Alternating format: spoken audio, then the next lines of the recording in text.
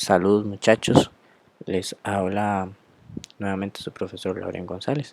En esta ocasión vamos a repasar algunos conceptos básicos eh, y algunos ejercicios sobre el tema de hidrostática. Primeramente vamos a definir el concepto de densidad. Recordemos que densidad se va a definir como el cociente de la masa entre el volumen. Recordemos que cociente significa la división, ¿verdad? Entonces es dividir la masa entre el volumen. Recordemos por acá que esta letra es ρ. Vamos a utilizarla para representar la densidad, masa y volumen. Vamos a resolver nuestro primer problema. Dice por acá que si una pieza de granito rectangular de medidas 5 centímetros, 10 centímetros y 24 centímetros tienen una masa de 3,22 kilogramos. Nos preguntan que cuál es la densidad en gramos por centímetros cúbicos. Es un problema sencillo donde tenemos que aplicar la fórmula de densidad, ¿verdad? Ocupamos la densidad en gramos por centímetro cúbico, por ende tenemos que pasar la masa que la tenemos en kilogramos a gramos. Recordemos, ¿verdad? Que si nosotros queremos pasar de una unidad a otra, necesitamos que abajo del denominador esté la misma unidad para poder cancelarlas y arriba la unidad deseada. En este caso queremos pasar de kilogramos a gramos. Kilogramos lo dejamos abajo. Nos dice que 1 kilogramo son 1000 gramos, ¿verdad? Recordemos. Y al hacer la multiplicación llegamos que 3,22 kilogramos es lo mismo que decir 3220 gramos. Ya tenemos nuestra masa en gramos y nos falta nuestro volumen. Pero aquí tenemos tres mediciones de tres longitudes diferentes de esta pieza rectangular. Podríamos ver como una caja rectangular que tiene, ¿verdad?, su altura, su largo y su ancho. Entonces, si nosotros multiplicamos estas tres mediciones, vamos a obtener que eso es nuestro volumen. Verificar que todas las tres estén exactamente en las mismas unidades y lo podemos ver así: centímetro, centímetro y centímetro, ¿verdad? Al multiplicarlo ya tenemos el volumen y al entonces dividir la masa que calculamos por acá entre el volumen nos va a dar que el resultado son 2,68 gramos por cada centímetro cúbico. Segunda definición que vamos a ver por acá es el concepto de presión, la cual es una fuerza perpendicular. Recordemos, perpendicular quiere decir que forma un ángulo de 90 con la superficie estudiada y es esa fuerza perpendicular entonces ejercida sobre la superficie del área.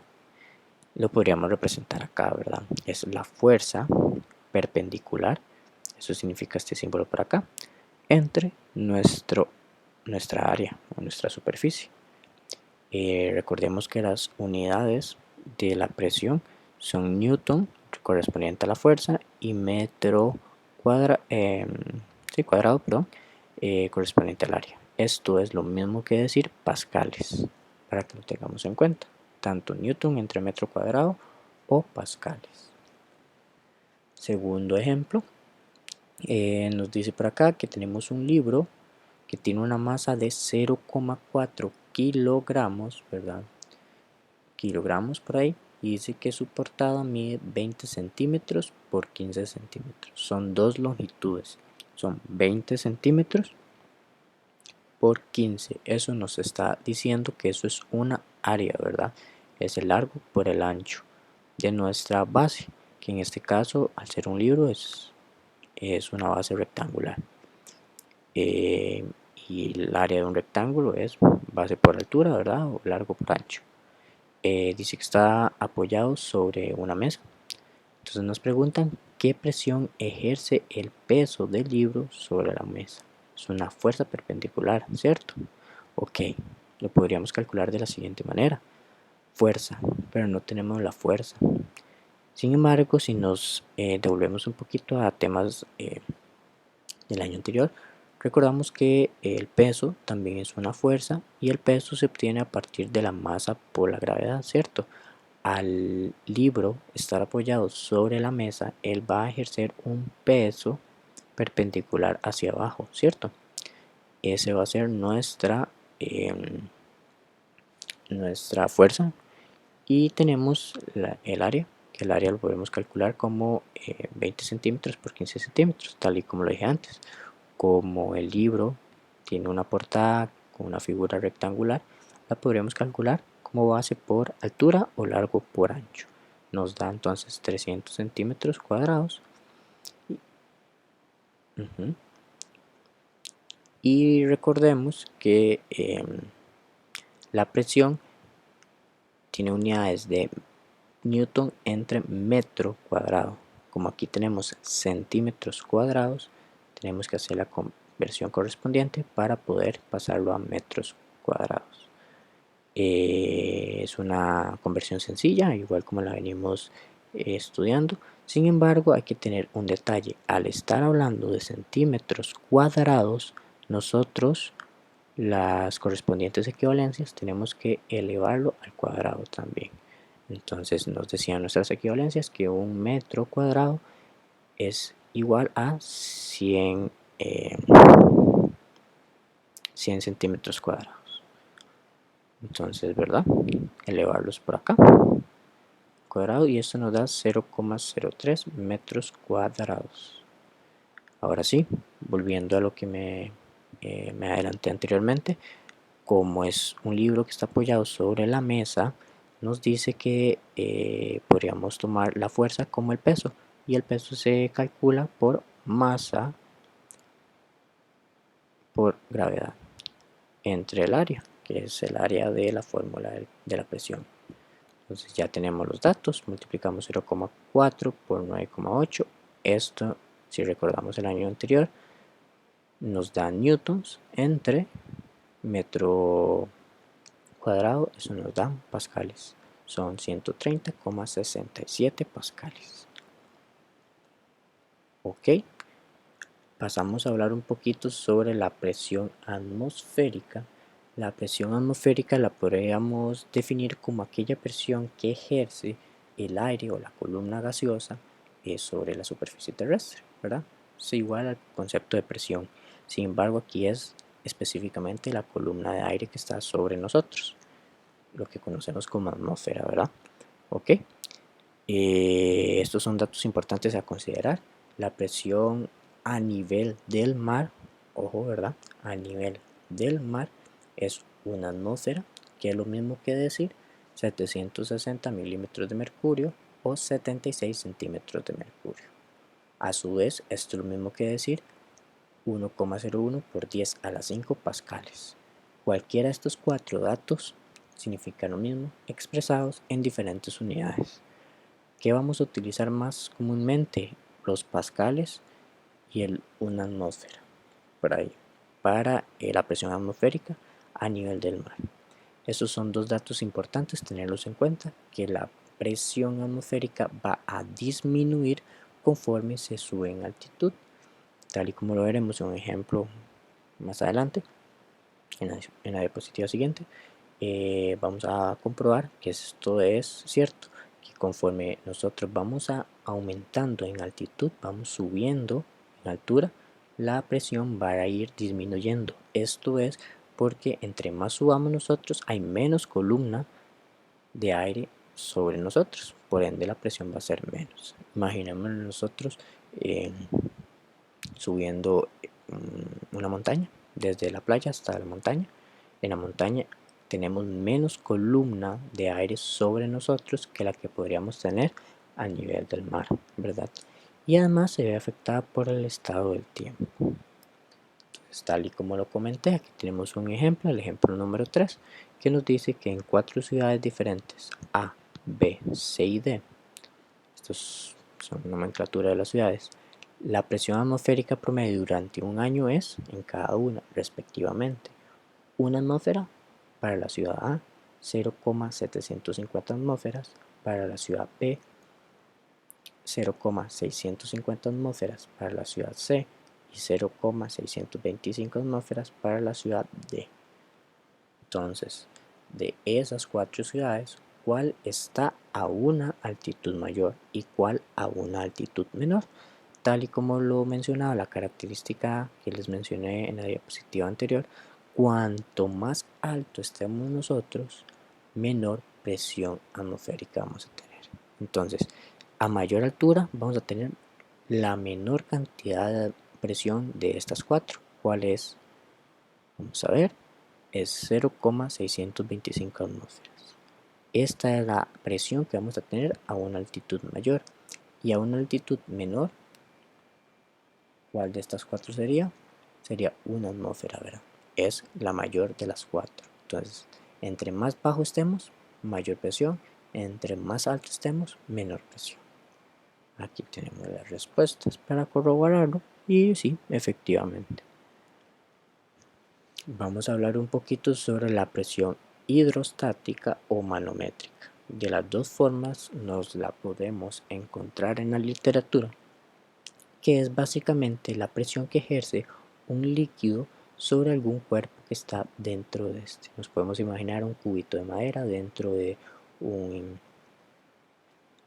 envase con agua. Esta agua va a ejercer una cierta presión sobre el cuadrito de madera, el cubito de madera, y eso lo vamos a conocer como presión hidrostática o manométrica. Y se calcula de la siguiente manera. Esta P es de presión. Vamos a multiplicar el ρ, ¿verdad? La letra ρ, que es densidad. ¿La densidad de quién? Del fluido, por la gravedad, 9,8, por la altura en la que se encuentra sumergida el objeto que vamos a estudiar. La densidad la vamos a considerar como kilogramo entre metro cúbico. La gravedad la vamos a considerar como metro por segundo al cuadrado, y la altura o profundidad en metros, ¿verdad? La idea con esto es que al multiplicarlo nos vaya a quedar esta presión en pascales. Vamos a ver este ejemplo número 4. Dice, un delfín nada a 40 metros. ¿Qué quiere decir este 40 metros? Es la profundidad en donde se encuentra el delfín bajo la superficie del océano. Calcule la presión hidrostática si la densidad del agua salada es 1030 kilogramos entre metro cúbico. ¿Cómo lo calculamos? Bueno, a partir de la fórmula de presión hidrostática, ¿cierto? Tenemos la densidad.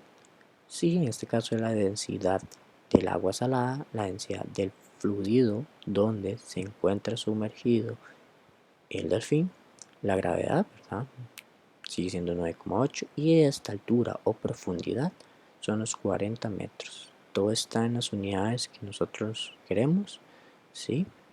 1030 por 9,8 por 40 nos va a dar que la presión en esa altura para el delfín es de 403.760 pascales o newton entre metro cuadrado. ¿Sí, verdad? Ok. Vamos a finalizar con la presión total. Esta presión total va a ser la suma de la presión hidrostática que acabamos de estudiar y la presión atmosférica. Es decir, presión va a ser igual a la presión atmosférica, que la vamos a representar con una E sub O, una E con una O aquí abajito, que la vamos a llamar presión atmosférica, y le vamos a sumar esta formulita. ¿Qué se nos parece esta formulita? A la presión hidrostática. Entonces, suma de la presión atmosférica más la suma de la presión hidrostática. La presión atmosférica en pascales, la densidad del fluido la vamos a considerar igual, kilogramo entre metro cúbico, la gravedad metro entre segundos al cuadrado, y la profundidad igual en metros. Vamos a estudiar nuestro último ejemplo.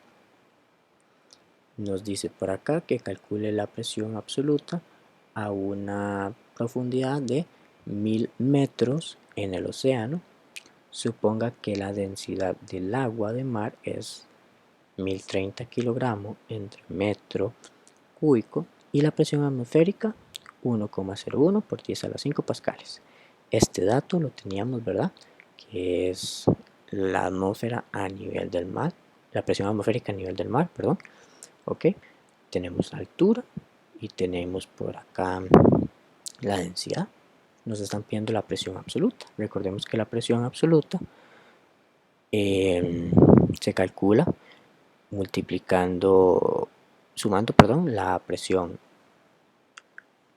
atmosférica y la presión hidrostática. Entonces hay que calcular primero la presión hidrostática, que de la siguiente manera: tenemos la densidad del fluido donde está sumergido, la gravedad 9,8, que va a ser constante siempre, y la profundidad en la que nos vamos a encontrar, que es 1000. Esto multiplicado nos va a dar 1,01 por 10 a la 7 pascales. Esta es nuestra presión hidrostática. ¿Cómo calculamos nosotros nuestra presión total o absoluta? Tenemos que sumar la presión atmosférica, que ya no la está dando el problema y que ya lo conocemos. Hay que sumarle la presión hidrostática, que la acabamos de calcular. Y esto nos da un resultado de 1,02 por 10 a la 7 pascales. Con esto finalizamos este breve repaso sobre estos 5 conceptitos que acabamos de ver por acá. Esperemos que les haya quedado súper claro.